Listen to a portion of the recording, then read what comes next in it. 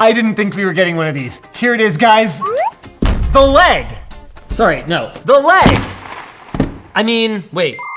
Legion Go, that's right guys. The biggest, baddest handheld on the block is now in my hands with a gigantic 8.8-inch 1600p display, the latest AMD Ryzen Z1 Extreme processor, 16 gigs of LPDDR5X memory running at a colossal 7,500 megatransfers per second, and of course, the big gimmick is, let's see if I can figure out how to get them off.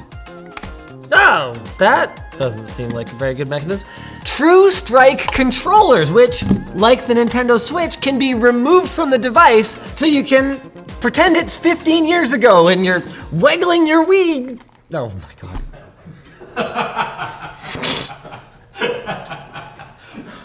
Scratch that, it's a lot closer to the Switch than the Wii. The point is, you can flip out the kickstand, a little something like that, and boom, you've got a portable gaming system that you can use any way you want to. On the desk with the controller, handheld, or even with a keyboard and mouse at this size. There's a lot to love here, but let's back it up for a second and put these controllers back on. Can't say it's my favorite disk mechanism. A little bit of wobble, but not the kind of thing that I think would bother you day to day. Oh, this would bother me day to day. Where's my Joy to mouse? Of course, we're not gonna let ourselves get too distracted by software when we haven't even finished looking at it physically yet. At the top, we've got 2 stereo speakers, volume adjustment, a USB 4 port, which people have apparently already been hooking up Thunderbolt eGPUs to, a micro SD slot that apparently doesn't have any overheating issues, looking at you, ally, a 3.5mm headphone jack, and a super weird power button. We've also got a vent for Lenovo's Legion cold front cooling system, which they claim will turn up the heat on your foes and guarantee smooth, uninterrupted gameplay. Well said. Yeah, your mileage may vary, but while the trigger feels pretty good to me, the shoulder's kind of hard to reach, and that's not the only controversial thing about the inputs on this device. The ABXYs feel pretty darn good, and I have no complaints about the joysticks, which are Hall effect, super cool. But this D-pad has been getting the business online and deserves it. Why does it sit so flush to the controller? I mean, it's not like they had to be worried about the overall thickness. Look how far the analog stick sticks out. Ooh, I like this though. We've got 2 additional buttons on the back, a la Steam Deck, which is one more than the Ally has on each side. And speaking of a Steam Deck, hey, here's a Steam Deck OLED for a quick size comparison. It's not that much bigger. I mean, it's taller and it's thicker, but the width actually very similar to the Steam Deck. Oh, I figured it out, guys. That's why we don't need Joy to mouse, because of the trackpad. Okay, it's usable. Having it is definitely better than not having it at all. Can you right click? I don't know if I can right click. I can't figure out how the devil to get out of Legion space, which we will talk about later. What is this? Okay. This video is brought to you by dbrand. Let's talk about them for a minute, and then I'm gonna rip this skin off and figure out if this trackpad just doesn't flip and work or not. dbrand's tempered glass screen protectors for the Legion Go offer flawless optical clarity, knife-resistant scratch resistance, and each order includes 2 screen protectors because, let's face it, you're probably gonna screw it up on your first try. They have a ton of skins available that are precision cut for the device, including this sick matte black camo one that we've got on here that kind of shifts depending on how the light catches it. Super cool. And they provide installation tutorials online to reduce the chance of you screwing up that as well. It says, say whatever you want about dbrand here or don't, whatever you feel like. They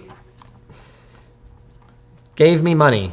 Get your skins today at shortlinus.com. Now it's time to rip part of their skin off of this device. I have used their skins on touchpads before. I have never had a problem with it, but you never know. This could be the exception that proves the, oh my God. One of the cool things about dbrand skins is that as long as you actually get under them and don't get between the layers of them, they're super easy to de-apply and they don't leave any residue. Oh no, it did it again. Dang it, it did it without the skin. I think it is kind of a palm rejection thing, because once you're on it, you can see it's moving around just fine, but you lift up and just kind of go to, yeah, it kind of struggles. And I've been told that it's hard to right click on it. Oh, seriously? Where's my double tap to right click it? Hard press? Long press? Oh, really? You gotta hold it for a while. Yeah, it vibrates slightly. There we go. That is a long delay.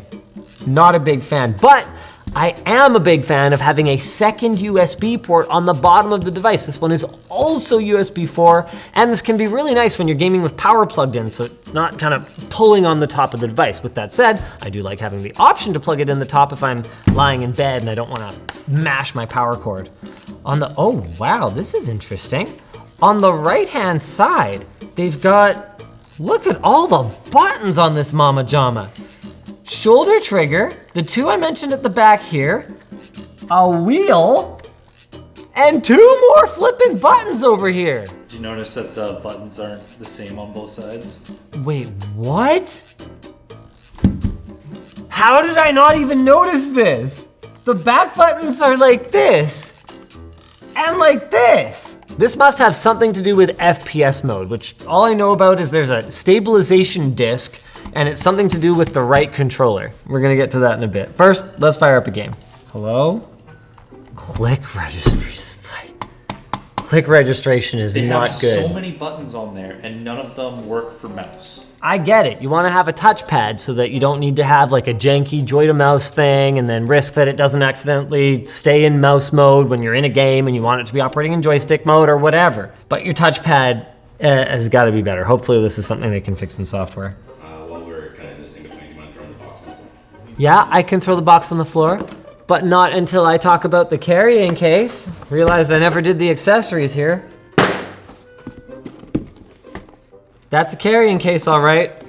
The stabilization disc. Okay, we are gonna get to this. We're gonna get to this. Also in the box, power adapter. Lenovo claims this thing will go to 70% in just about 30 minutes, which is pretty darn impressive. What do they call it? It's quick charge? No, that's Qualcomm. Rapid charge technology. Super. Sorry. Excuse me. Super rapid charge technology. Well, that's a pretty reasonable size for a 65-watt charger. I like. Wow, I got it. Are you proud yet, Mom? Oh no. How did I miss that? Oh, that was amazing. Anyway, the point is, the screen looks great as advertised, super high resolution, pretty accurate colors overall, and about 99.8% coverage of the sRGB color space. No, it's not gonna have the inky blacks of the Steam Deck OLED, but frankly, neither does anything else, except the Switch OLED, or anything else with an OLED. The good news is that it'll get to over 500 nits and operates at up to 144 hertz, meaning that in any games that can run at that sort of frame rate, you're going to be getting an incredibly smooth gaming experience on the go. Of course, Rocket League at 1600p is not one of them. Although, can I just say, the fact that it runs Rocket League at 1600p smoothly at all is pretty darn impressive. Man, if you told me this was gonna happen just, I don't know, a couple years ago, I would tell you, nah, man, you're crazy. Rocket League will be okay if you turn down the resolution. This is amazing. Like, what are we getting here? This is 50 over frames per second. That's flippin' awesome. One thing that's missing though is support for variable refresh rate. So you will neither get the increase in smoothness from using FreeSync, nor will you get any kind of increase in battery life from refreshing the display less often. However, given the 50 watt-hour battery that they've baked into this thing, which is more than the ROG Ally, maybe it won't be that big of a concern. Or maybe it will. We managed nearly 7 hours in our endurance test, which is running at 800p resolution, 50% brightness, 60 hertz, playing back a YouTube video. But in our stress test, it managed only an hour and a half. Now, obviously, you don't have to run it with all the bells and whistles on all the time, but this gives you some idea of how hard it is to drive such a gigantic, high-resolution display. Let's launch Legion Space. There's definitely some handy stuff in here. You can adjust your thermal mode. Is this just, whoa, what just happened? Yes, okay. Thermal mode is your power profile for the processor. That's a little bit unintuitive. There's also that like weird thing that was hanging around there. Once you get used to it, I'm sure you'll figure out the navigation in here.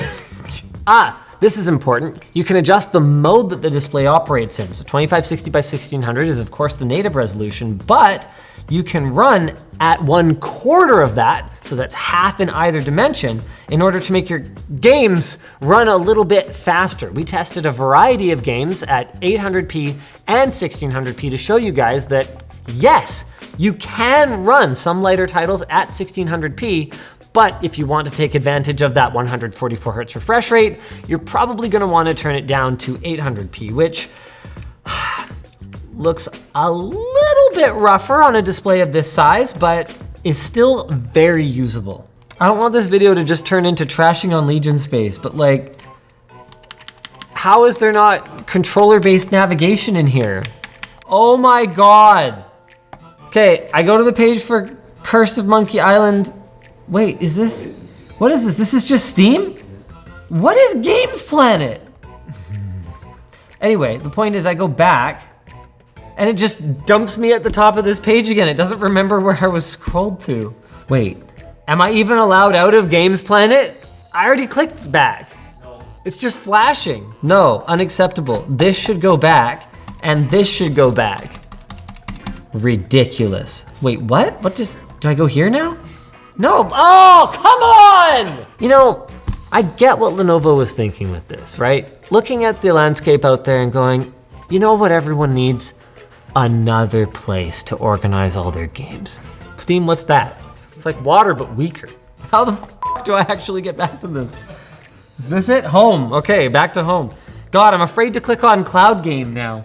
It's just the Microsoft website. What'd you expect? I don't know what I expected. While we wait for this to launch, let's look at all the ways that you can use the kickstand. Well, there's handheld mode, which you guys have already seen plenty of. There's kickstand mode, which I kind of showed you guys before. But then, what about if you're playing a 2-player game and you make your move and then it's your friend's turn? Whoa. Whoa. Yeah, I mean, wow, you wouldn't have to do this. No. Boom. Oh, cool! There's an RGB LED in the power button that changes color depending on what profile you're in. I'm in custom right now, and I can quickly change that if I just press this button. And, oh, dang it! Change my quick settings. Hey, there we go. Ooh, are there lighting effects for the joysticks? Yeah, you should leave those off to conserve battery, but hey, they're there. Oh, hey, speaking of power mode and full fan speed mode, we found that thermals reached very reasonable levels, actually a little bit better than the Ally. And while the fan is pretty loud in full speed mode, in gaming, actually not too bad, even if it does have a bit of a high-pitched tone to it. Yeah, as expected, 800p, not super sharp at this size, but not bad at all. Especially with a little bit of upscaling. To be clear, you'll notice some aliasing from time to time, but it's absolutely very usable. Oh, how are the speakers?